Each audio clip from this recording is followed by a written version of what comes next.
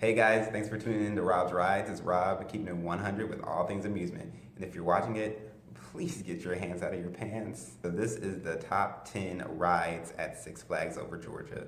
It's about damn time that I did a top 10 video. Disclaimer, these are only the rides that I rode the last 2 times that I went. I can't count the Ninja or Blue Hawk or whatever. You know how much that would be number one on my list, but all I know is when it opens, it better not kick my ass. This list includes both roller coasters and thrill rides or any other attraction that I went on. These rides are rated upon the likelihood that I would go on it again. It's purely experience. It is not stats for the most part. By saying this, I know that you guys will completely disagree with my list, so let's get started. So number 11, just for the honorable mention, I'll give it to Georgia Cyclone. I rode it once out of the 2 times that I went, but it was cool. I don't remember it being bad. I was laughing at my sister the whole time because she was in pain, but I don't. All I remember is that it had like some random ass crooked tracks. Number 10, Gasm, Great American Scream Machine. This ride wasn't that bad. I just wish that the restraint system was a little more snug because I literally felt like I was gonna die. It's some nice airtime, but I know it doesn't sound right, but airtime's only fun when you're actually in your seat. It's a nice ride though. It has the whole little lake view. Number 9, Monster Mansion. Monster Mansion was fun. It's a nice break out of the sun. It's a cool little story. And I suggest that you guys ride it if you're there. Joker Chaos. Who knew this Fruit Loop of an attraction would make it this far on the list? This ride is literally the epitome of decent going in a circle, but it's fun. It's a fun circle. Speaking of fun circles, next is Mindbender, because they had some aggressive ass loops. This ride, I remember it being much more fun when I was a child, and so I was like with the whole fanboys who love Mindbender.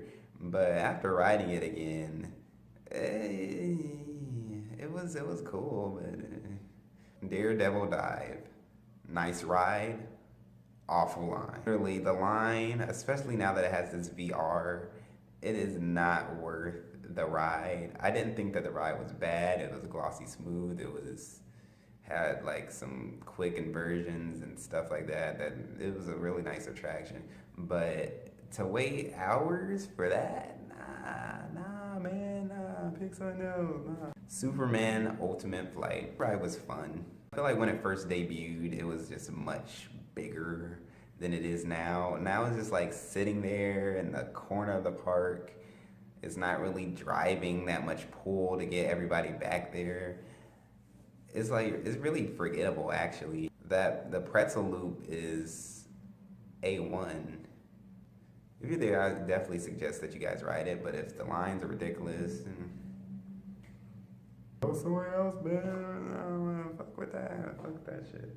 Acrophobia. Let me tell you about this ride. This would have been my number 2 ride if it didn't choke slam my balls. It's a standard drop tower, but I don't know what it was. That drop was so fun. They don't have seats. I'm just past.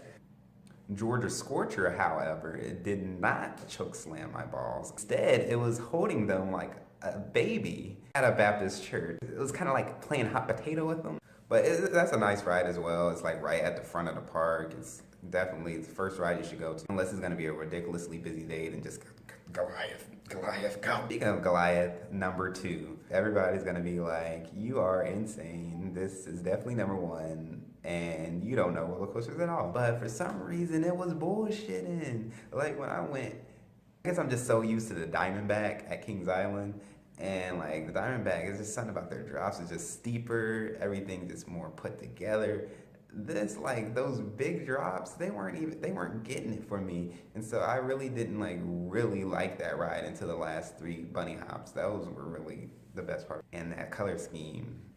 Number 1, Batman the Ride. y'all, I'm more ashamed to say this than, like, I don't know why this ride's the best, like, but intensity is there. It's a fucking clone though. Every time I rode it, and I rode it like a good 6 times, and I only went twice. It just whips you so fast. Their dispatching's right compared to the other theming that they have in the park. This ride's the best, and it has like a good presentation in the whole Gotham City that kind of lures you in. Plus, it's right next to the parking lot, so you already have that pull. It's just everything about this ride was very signature at this park, and I wish it wasn't a clone, but I don't know what it is. Like, I know it should be Goliath. I know. But Batman was killing it. Thanks for watching my video. I hope you liked it. Please share, give it that thumbs up. If you thought I was Coaster 101, hit subscribe. If you thought I was Coaster number one. If you thought I was Coaster 101, hit subscribe. And I'll come back with a video next week.